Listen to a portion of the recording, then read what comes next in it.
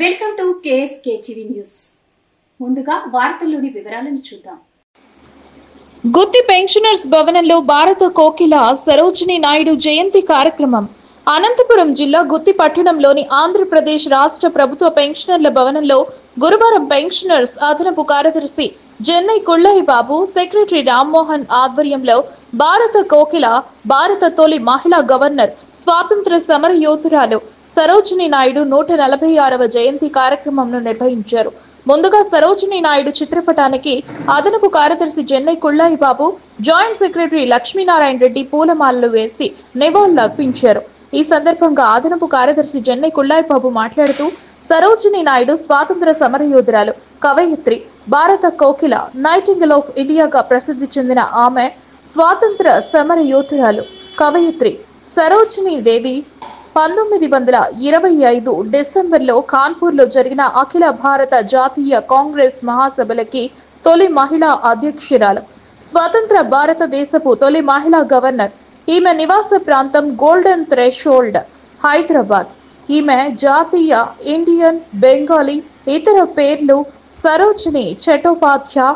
వృత్తి రచయిత, కవయిత్రి, సమాజ సేవకురాలు, ప్రసిద్ధ భారత కోకిల అని అదనపు కార్యదర్శి జెన్నై కుళ్ళయ్య బాబు తెలిపారు. ఈ కార్యక్రమంలో అదనపు కార్యదర్శి Jennai Kullayya Babu, secretary Rammohan, joint secretary Lakshminarayana Reddy, Samuel, Narayana Reddy, Chennareddy, Narayana Shetty, Devadasu మొదలగు వారు పాల్గొన్నారు.